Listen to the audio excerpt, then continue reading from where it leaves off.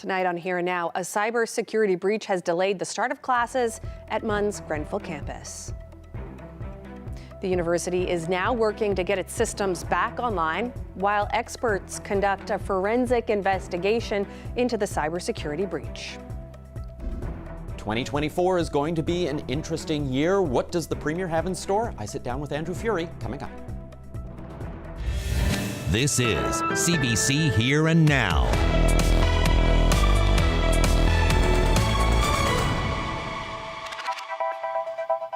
Happy New Year to you and welcome to Here and Now.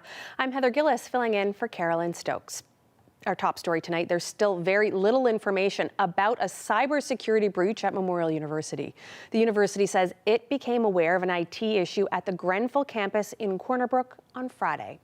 For now, email is down and classes are postponed. Officials are still trying to figure out what happened. Here and Now's Colleen Connors reports. Well, it's especially quiet here at Memorial University's Grenfell campus, even for a cold day in early January. The parking lots are empty and many of the main buildings are locked. And the university administration is silent. No one is available to answer questions about this cybersecurity breach. And CBC got word late this afternoon that they are staying silent. Now, a spokesperson may become available to speak in the coming days. But this is what we do know. The university says this cybersecurity incident was first discovered on Friday, calling it an issue with IT services. Today, they are scrambling to bring the system back online, all while protecting academic, research, and administrative activities. The school says law enforcement was notified of the breach, but the RNC say no report has been filed. IT services are also shut down at the Marine Institute in St. John's as a precaution. Other campuses do not seem to be affected. The school is working with cybersecurity experts to conduct a forensic investigation to determine how bad this is. All its resources are currently focused on bringing the system back online, and any staff, students, or faculty who are affected by the security incident will be notified individually. Because of all of this, classes have been pushed. Students will start in-person courses Monday, January 8th, not this Thursday as planned. That includes the Western Regional School of Nursing. And even though there is no access to email right now, online courses through Grenfell campus will begin as scheduled. Students can start to return to this residence behind me tomorrow morning at 10 a.m. Now, there doesn't seem to be any access to email right now, but students can use their MUN login to check their course schedule and to check for any updates on this cybersecurity breach.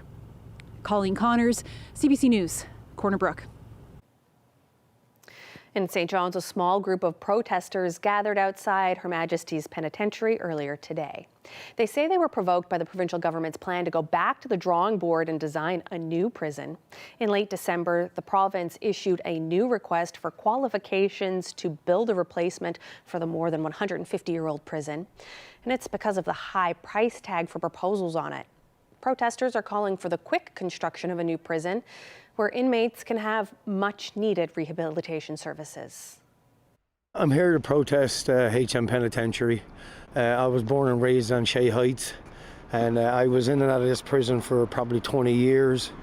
And we got a class action lawsuit in against HM Penitentiary, and I'm just here to protest the conditions, how the inmates are in there living, the staff, how they're working in there, and the darkness that's in there. As a young nurse, I volunteered with John Howard Society, and at that time we were talking about where is the new prison going to go. That was in the late 70s, early 80s.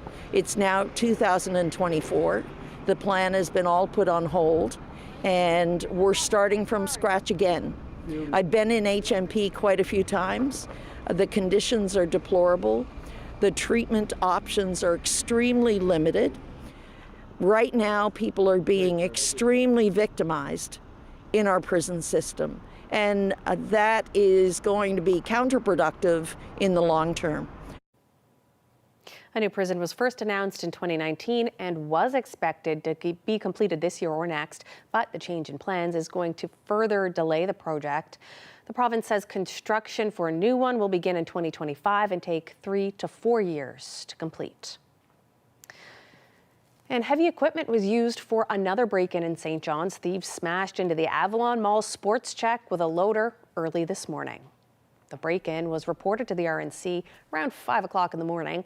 Police, when they arrived, say the storefront was damaged significantly. Police say an unknown number of thieves entered the store and a white Nissan SUV was spotted leaving after the incident, traveling west on Prince Philip Drive.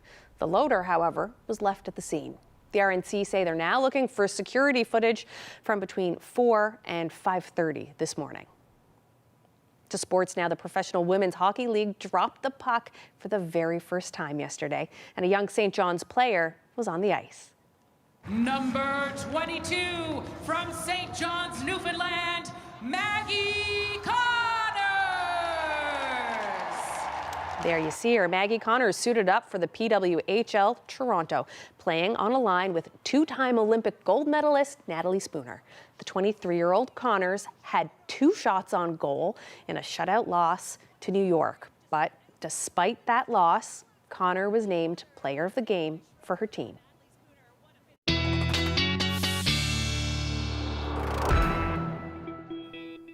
I'll take a live shot outside. A beautiful day today. Some cold temperatures as well. Dark now, but if we take a look at what's going on over the next month or so, we're finally going to start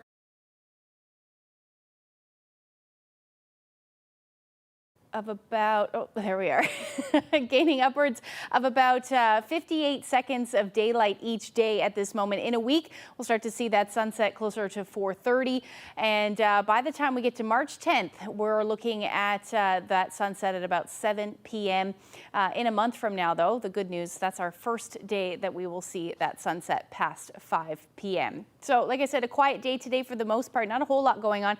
Area of low pressure, some onshore flurries happening to the west, but our next weather maker is making its way up from the ocean there, and it is going to bring some weather by the time we get into the Thursday timeframe. Then another system will move in for Friday, Saturday. This one could bring some significant snow. I'll get into all the details when I come back.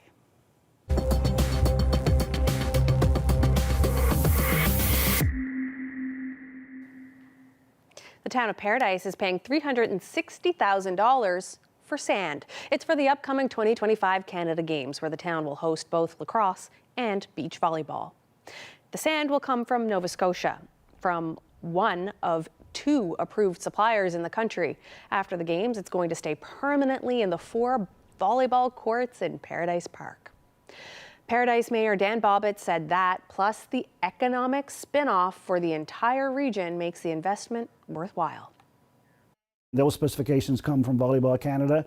It's a playing surface like any other playing surface, and this one is specific to beach volleyball. So I don't have all the details in the granular mix or the actual size of the particles, but it does meet their specifications. And obviously, with only 2 manufacturers of this type of sand in the country, you know, it's limited. To provincial politics now, the date for the by-election in Conception Bay East, Bell Island, is set for the end of this month. It'll take place on Monday, January 29th, with an advanced poll a week prior on January 22nd. 3 candidates have already been named. Portugal Cove St. Philip's Town Councillor Tina Neary is running for the Progressive Conservatives. Fred Hutton, a former journalist and advisor to the Premier, is the Liberal candidate. And the NDP has put forward human rights activist Kimberly Churchill. The by-election was called after former PC MHA David Brazel stepped down. And the overnight winter parking bans are now in effect in St. John's. The parking ban is enforced outside the downtown between 12:30 at night and 7:30 a.m. And it's also in effect in the downtown business district from 4 to 6 a.m.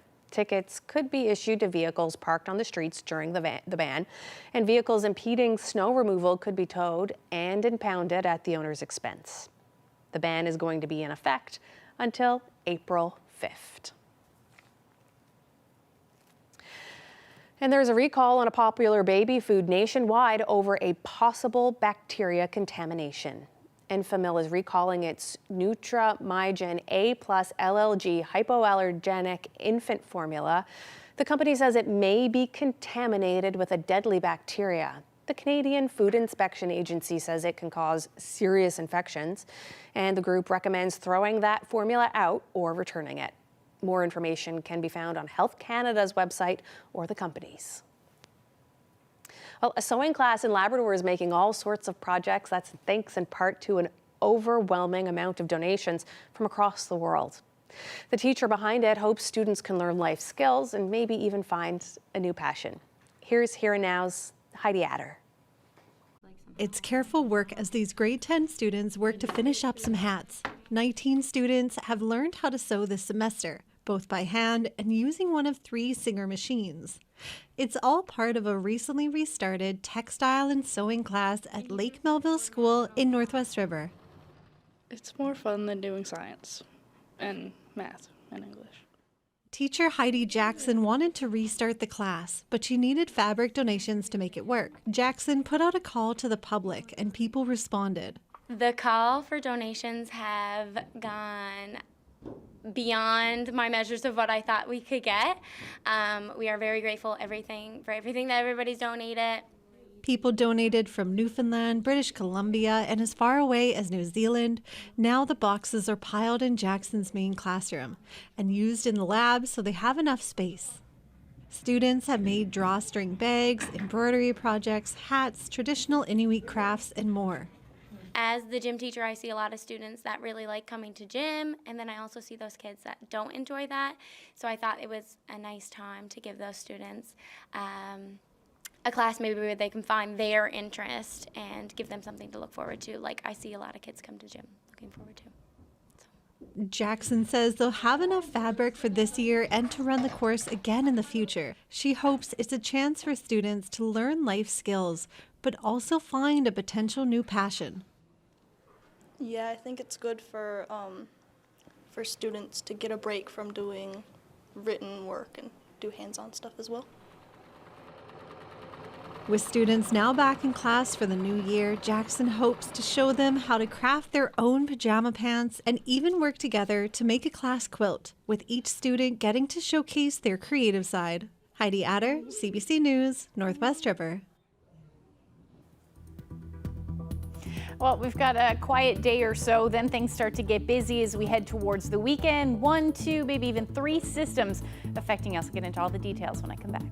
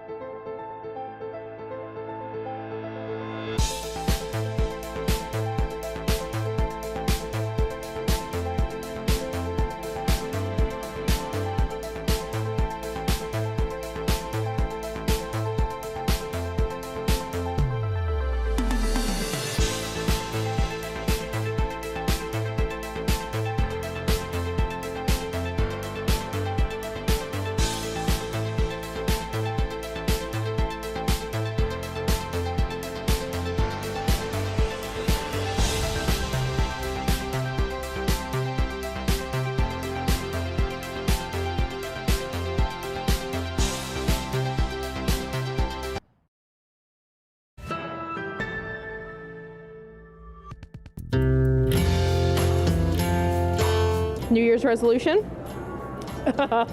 No, that's just silly. Any for you? For her to not curse as much. Stop spending. Save more, spend less. Get better grades. Spend less time doing useless things. No, gave that up. Can't keep them. No, but I did get engaged to my fiance. Oh, well, congratulations. I'm just saying. Continue to be grateful. Yeah, that's a repeating one. No. How come? Because I know I can't hold mine. To be more mindful of my time and to continue to be compassionate towards others and to help others.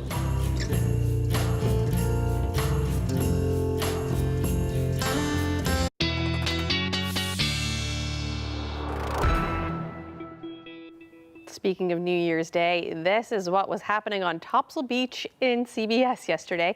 A few people had a very chilly start to the new year. That's right. Polar bear swims have been done for at least 100 years in Canada to celebrate the new year. And dozens of people took the plunge here yesterday, thanks to CBC's Mark Quinn for that video. Looks cold indeed. Have you ever done a polar bear dip, Ashley? Not that I remember, and I'm pretty sure I would remember that. So maybe I've dipped my toe in, but that's about it. Yeah, same, me either. I'll stay away, I think. Yeah, I'm good. Well, I tell you, the temperatures today across the province, chilly, definitely out there into the minus single digits, about -5 in St. John's today. Topped out at about -6 in Happy Valley Goose Bay. Really, temperatures across Labrador are into the mid-minus single digits, but temperatures are certainly going to drop as we head through the night tonight. If we take a look at where we are sitting right now, it feels more like -14 for Lab City. Really, all across the Big Land, you're looking at those wind chills fairly chilly. Across the island, a little bit more of a wind chill the further east you go. Right now in St. John's, -5, but it feels more like -12. And as we head through the night tonight, the temperatures are actually going to dip just a little bit more across the island, and your wind chills will stay into the minus single digits, maybe minus double digits. But we're going to start to see some of that cold air really move into the north there. Nain, you're going to go down into the -20s tonight, but your wind chills will feel more like the -30s. And we're going to see that move in towards Lab West as well as we get into more of those pink colors. So that's that colder air well into the -20s. And then as we head into the morning hours, as you're leaving tomorrow morning or over the next couple of the morning hours, I should say, your wind chills will still be into the minus single digits. So definitely going to want to bundle up. As far as what's going on right now, we had lots of flurry activity on the west coast leading to some slick conditions on the roads.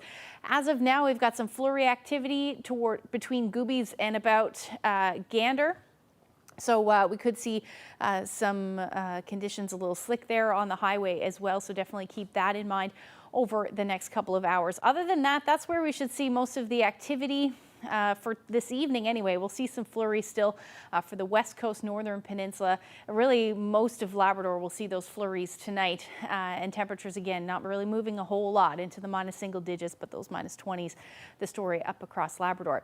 If we take a look at the future tracker showing those flurry activity, it's doing a really good job at that. But again, higher elevations on the west coast as we head through the overnight.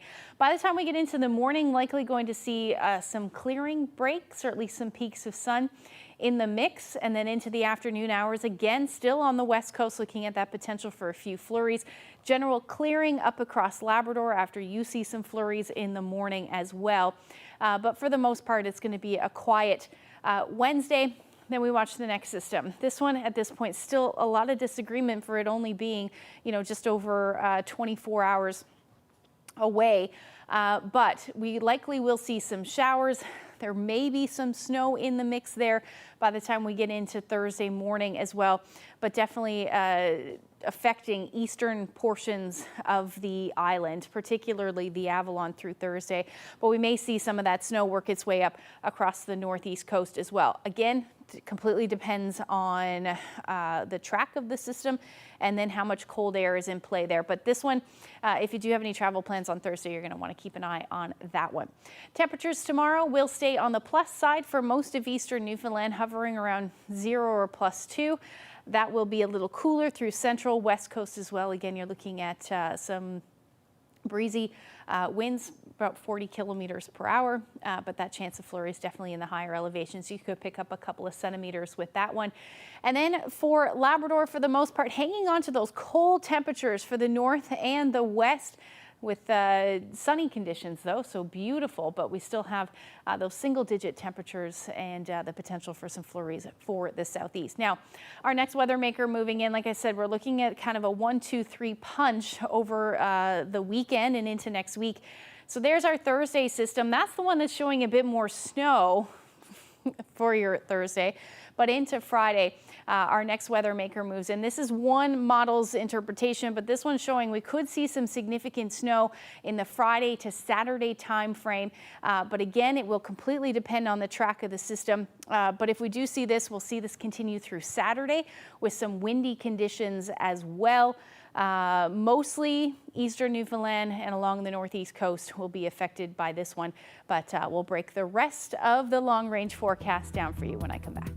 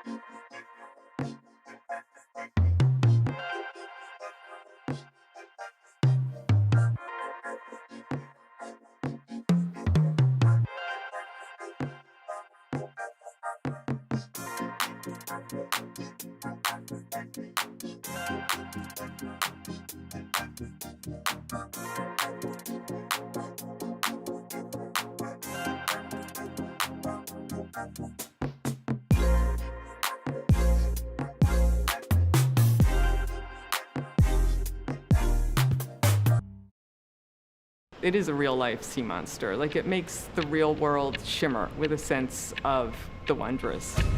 People didn't understand it. Descriptions of it seems like something out of science fiction. There's an element of the madcap, there's an element of whimsy. The giant squid to me is also emblematic of swashbuckling adventure. It just seemed impossible. We've unraveled the story of the Kraken.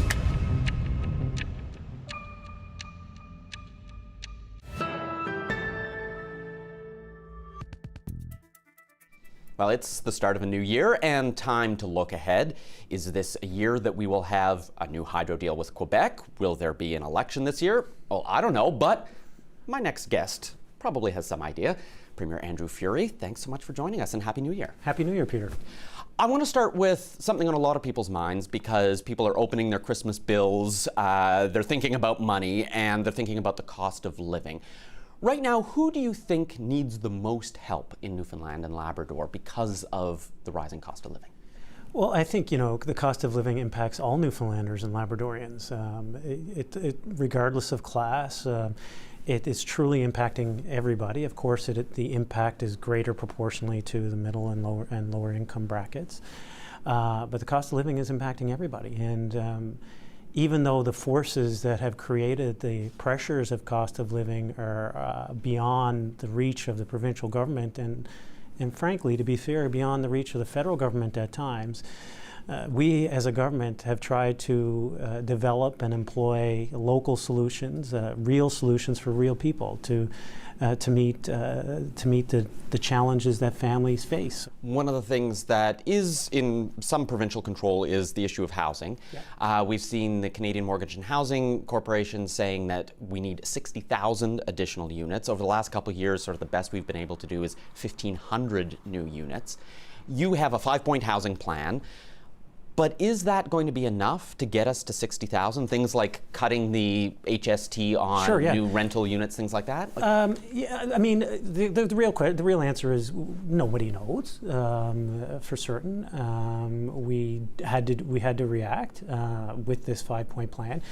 There's some debate about the validity and the methodology behind the calculation of 60,000, but let's put that aside and just accept that it is a big number that we're going to need. And frankly, with our immigration targets and ones that we need to help solve the demographic crisis, we need to be looking forward to aggressive housing targets. I think that the 5-point plan that we've put in place does appropriately apply the right incentives at the right level to help developers achieve market-driven rental units that are accessible and affordable for Newfoundlanders and Labradorians, and incentivizes them and de-risks, frankly, takes away the risk of the changing interest, for example, to allow them to look at housing that is affordable in particular. Differently for Newfoundland and Labrador. Like if you look at Halifax, for example, Peter, I'm sure you're aware, the housing situation has changed drastically, but what has not happened in Halifax, what developers have gone vertical in Halifax, and there's very little vertical living, for example, in rental units here in the metro region, for example. Mm-hmm. And while this is a provincial-wide issue, the pressures facing the Northeast Avalon are real and substantive, and we think that some of the measures that we put in place will allow developers to be creative. Don't you risk, though, bringing in these new immigrants to the province, spending a lot of time and effort to try and attract them here, but then they get here and find out it's very difficult to find an apartment, So, yeah. It's going to be more expensive than I thought, and then they say, You know what's well, happening though? The exact opposite. What we're finding is people are coming here, sure, you'll find the 1-offs and the 2-offs and the 10-offs, I'm not saying that, but as a trend, what is happening is people, they either come here and then they look to their cousins or their relatives in Toronto or Vancouver or Montreal or Winnipeg for that matter, or Halifax these days, and say, well, we can't afford to live there. And so they end up staying. There's a high degree of retention among immigrants right now, whether they're Ukrainian or otherwise. And we're seeing that there is then a migration of immigrants who are in other areas of the country towards lower price environments. But when you look at what's happened in Halifax, the issue is their population has been increasing a lot. Yep. A lot of people moving because prices were cheaper, and that's pushed prices up. When you look at the latest population numbers, in 2023, the population in this province grew by 7,000. Which we should be celebrating. Yep. But if we're only building 1,500 new units and we're attracting 7,000 new people, doesn't that end up pushing that pressure up? Absolutely, but don't you see a business case right there? Like but there is a huge opportunity for the private sector to capitalize on that gap. No different than they have in Halifax. And like I said, when building vertically, that requires capital, but if you look at that gap, and then there is a significant opportunity there for the private market. The complexity of this issue is such that you need to have a plan that runs in parallel. Will it always be perfect? No, nothing's ever going to be perfect, and there will be some times when things are not perfectly aligned. But if we were to build all the units and then wait for immigration to occur, then we'd have a different problem. So we are trying to tackle them both at the same time. Has the housing crisis made you go back and look at some of those immigration targets? Yes, of course, and we still think they're appropriate. They're not as aggressive as some other jurisdictions. We think that they are right and accurate to meet the. We can't forget that in the 1970s, right, we had 6 children for every senior. Now we have almost 2 seniors for every child. That inverted pyramid is not sustainable in an economic sense, in a healthcare delivery sense. If we can't lose focus on the demographic issue and the immigration being a key component of not just the system, but of realizing the economic opportunities that exist for Newfoundland and Labrador right now. They are massive, whether it's in the green transition, the energy space, the critical mineral space. They are gigantic, and they're like no other province has right now, but we need to make sure that we have the people there to capture that opportunity. Does that come with housing pressure? Absolutely, and that's why we've developed a plan. Will it need to be fine-tuned? Absolutely. Every plan needs to be fine-tuned or adapted and evolved as things change. But we think that we have a plan that will help investors, help developers develop the properties. Stay with us. Negotiations are underway with Quebec over Churchill Falls. How are they going? We'll find out after the break.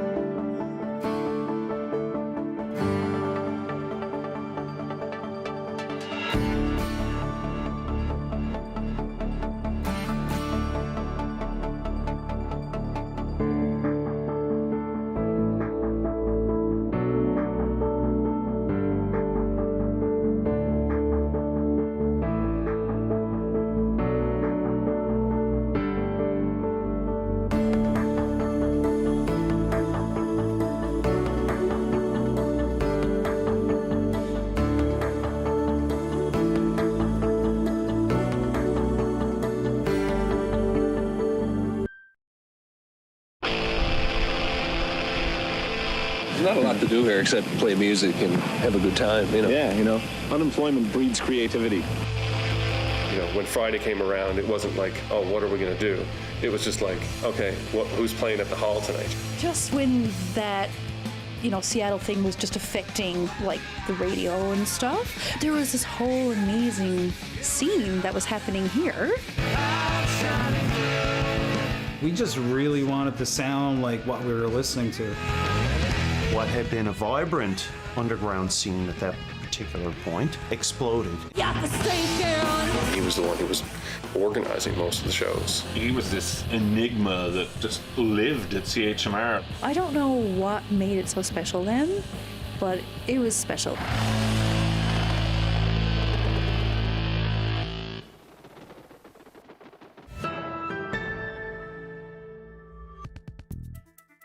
Welcome back to Here Now. We're sitting down with Andrew Furey for a look ahead at this year.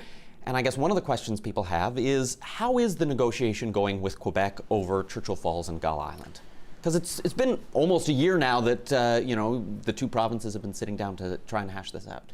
Of course. I mean, it was February of 2023, I believe, when Premier Legault came to Newfoundland and Labrador, came to this very building, and publicly stated that it was not a good deal for Newfoundlanders and Labradorians. I want to start there saying that is, we cannot lose sight of the significance of that moment in the historical context of the 2041 Upper Churchill deal.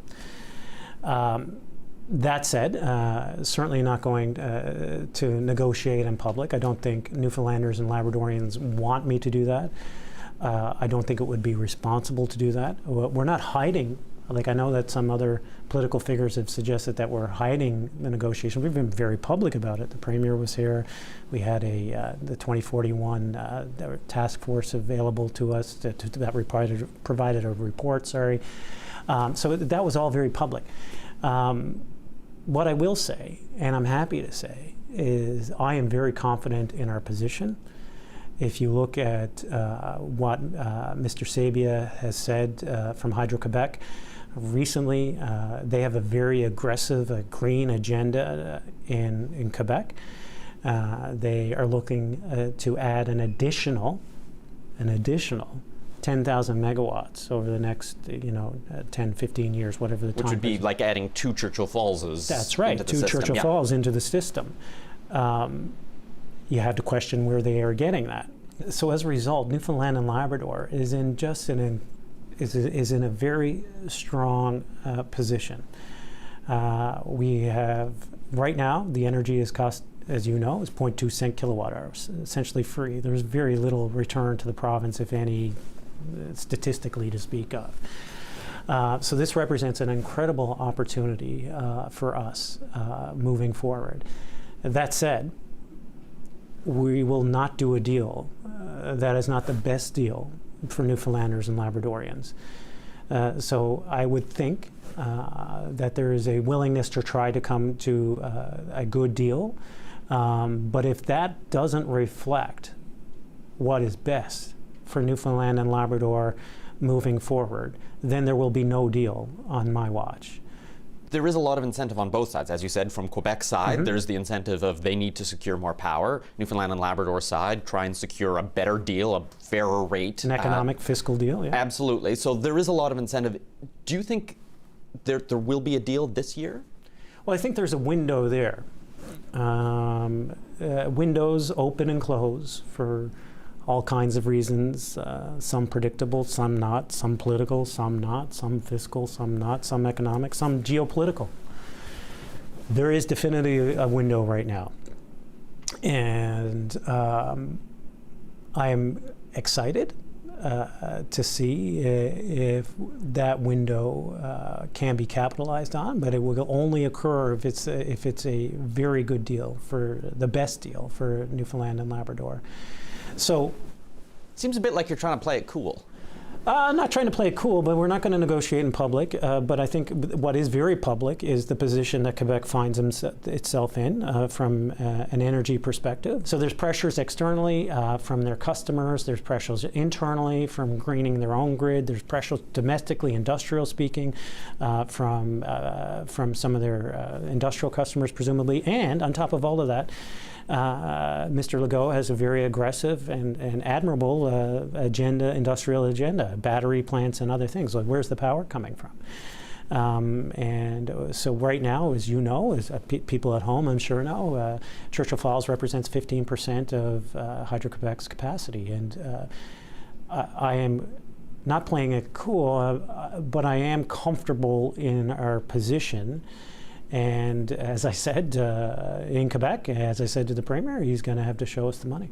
You don't want to do a bad deal with Quebec. Newfoundlanders and Labradorians don't want a bad deal with Quebec either. Is this the sort of deal that, if you were to reach one, you think would need to go to voters for a decision through something like an election? We'll see what the deal is, yeah. There's been a lot of speculation about an election all through the fall. You had to say, okay, we're not going to have one this fall. Why do you think there's been so much talk about an election? Well, I don't know. Presumably it's because of a new provincial conservative leader.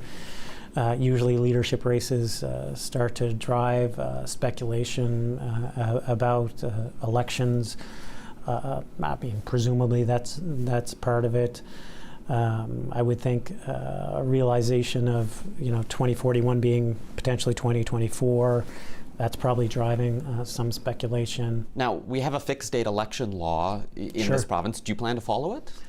Follow the fixed date law? Yeah. I sure do plan to follow the law, but the law assumes that it states that I can call an election at some other time. But I guess the intent of the law was to give some certainty and stop this sort of speculation, so everyone can say, okay, we know when the election's going to be, we can all plan on it and, work towards that. I plan to follow the law. But it sounds like you're not a big fan of that idea that Danny Williams brought in of we're going to fix the date, everyone knows when it is, and barring things like a minority government, which always changes things a bit. You've got a majority right now. Yep. You could... But that could change. So that's a hypothetical. And now we're into this hypothetical situation about what if X then Y, what if Y then Z. So we're into, which is great political theater and great fun over a pint, but really I'm really focused on continuing to do the hard work. But I guess, can you understand then why people continue to speculate, about an election when... People were asking me about an election 3 or 4 months ago. It seems like almost since day one when I got in here, people are asking me about an election. It's like, I'm not hungry for an election. I'm hungry to do the work for the people. But when I give that answer, you say, well, when is the election going to be? and there are events, political events, economic events, fiscal events, social events that rightfully, occasionally demand a different mandate and a strong mandate from the people. And if that presents itself, then that'll be the situation that I'll have to evaluate as Premier. And the intent of Premier Williams's law was never to, my understanding, was never to lock it definitively. It was to give the fixed date, but have the flexibility that the Premier should the Premier use should she or he require it. Well, it'll be an interesting year. Thanks so much for joining us, and Happy New Year. Happy New Year.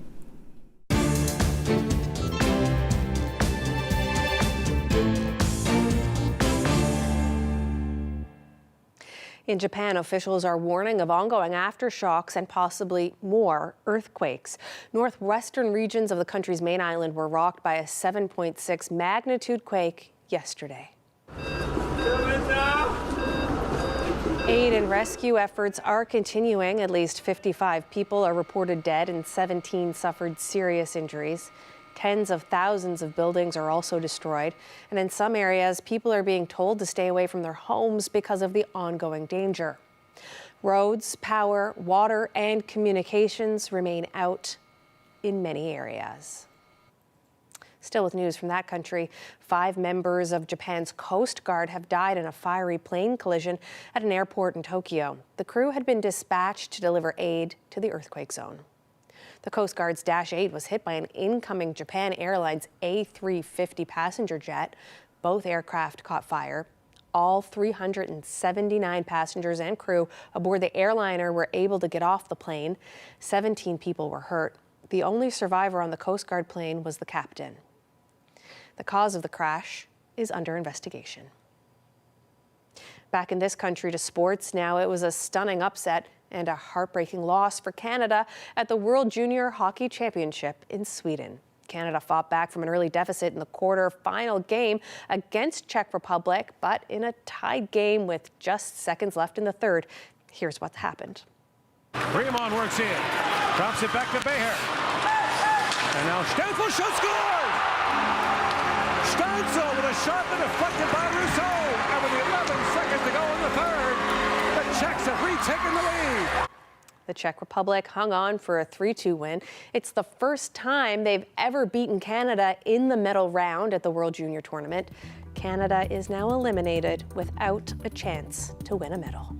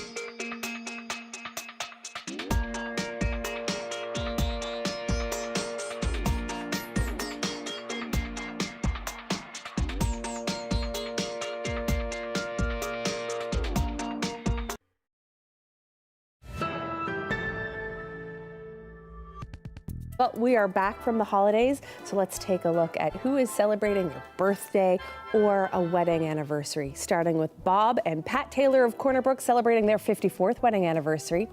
Happy 60th to Charlie and Betty Monks of Harbor Grace, who celebrated on the 27th of December. Happy 56th to Amy and Pat Farrell of Marystown. Happy 63rd to Jack and Marie Duffett from all your family and friends. 59th wedding anniversary wishes for Reverend Boyce and Olive Parsons of Lumsden, who celebrated on the 30th. Celebrating their 50th wedding anniversary, Boyd and Marilyn Penny of Paradise. Wishing a happy 63rd anniversary to Bryce and Jean Rousel of Dildo.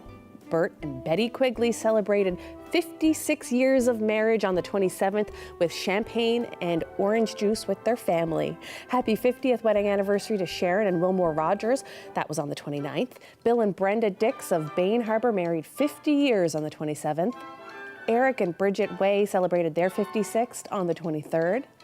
Happy 50th anniversary greetings to Alvin and Ethel Brake of Meadows. That was on the 29th. Celebrating 50 years together, Don and Ann Tarrant of Glovertown. Happy 52nd anniversary to Lindsay and Claudine Hill of Hermitage. That was on the 29th. Happy 50th anniversary to Freeman and Rose Barron of Dunville, celebrating on Boxing Day. And a very happy 58th wedding anniversary to Harold and Anita Power of Heart's Desire. Happy anniversary to Sam and Lorena Smith, celebrating their 60th anniversary this week on the 4th. Happy 60th wedding anniversary on the 27th to Olive and Ralph Ellsworth of Meadows. Happy 60th anniversary on the 28th to Peter and Rose Collins of Collinette. Happy 58th anniversary to Ted and Phyllis Pilgrim of Happy Valley Goose Bay. Happy 50th anniversary to George and Vicki Payne of Belburn. Hannah and Aloysius Lake of Dunville celebrating their 61st anniversary. That was on the 30th. 67 years married to Pearl and Leslie Fifield of Cape Friels. Happy 57th anniversary to Tom and Marjorie Thorne from Thornlea. Austin and Jean Canning are celebrating their 59th anniversary. That was on the 29th of December. Happy 60th anniversary to Florence and George Clark of Deer Lake. That was on the 30th.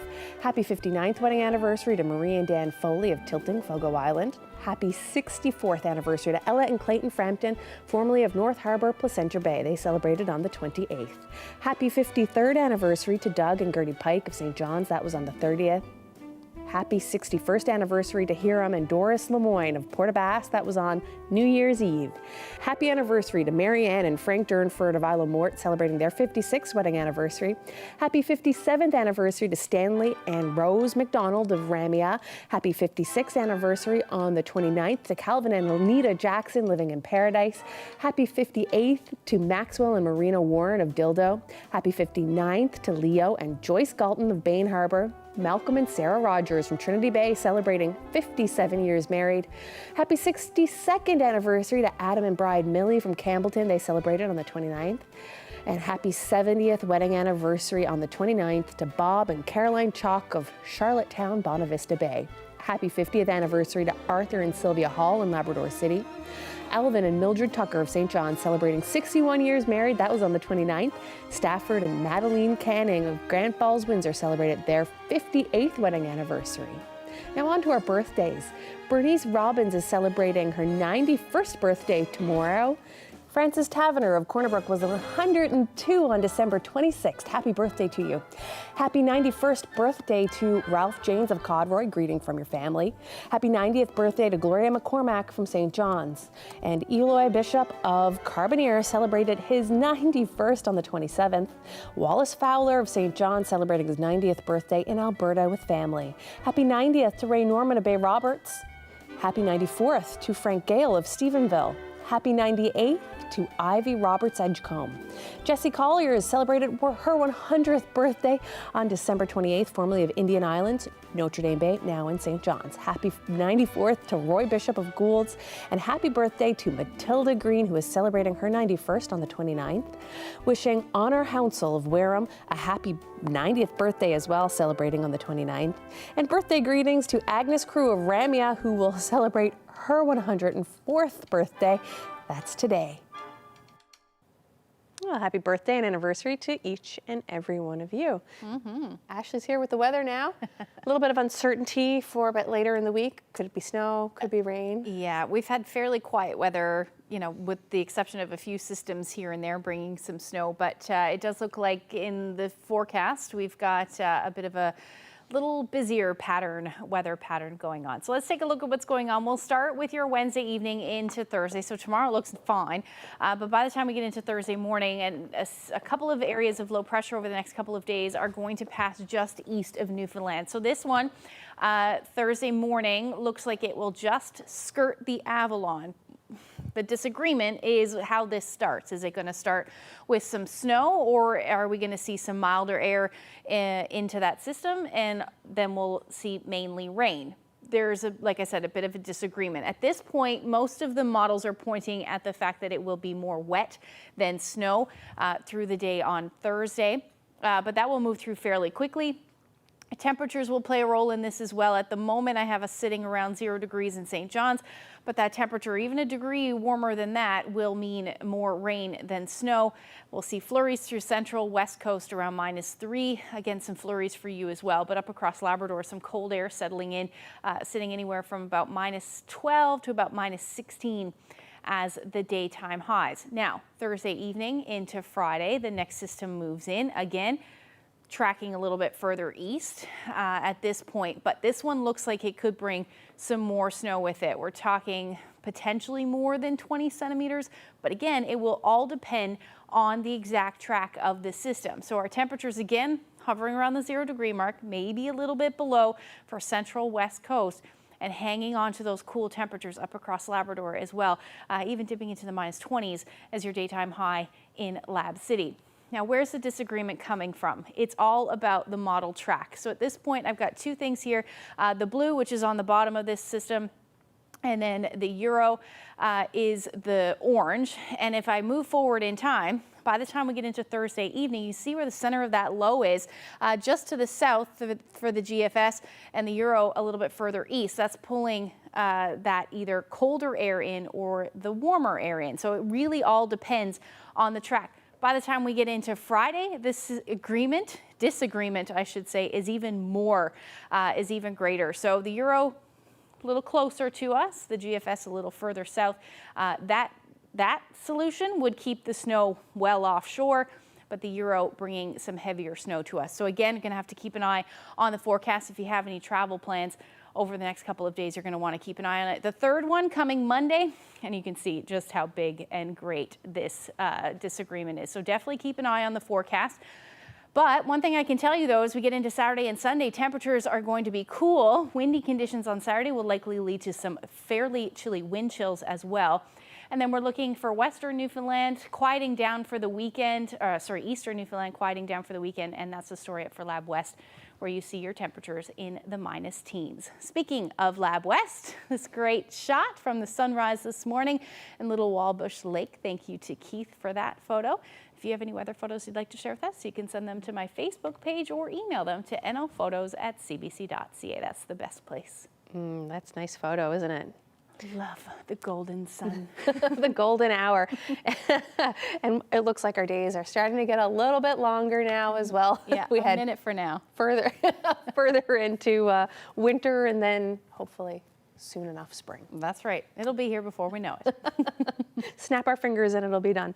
All right, well, Ashley, thanks so much. And that is our show for this evening. Thank you so much for being with us. Carolyn should be back tomorrow. Good night. Good night.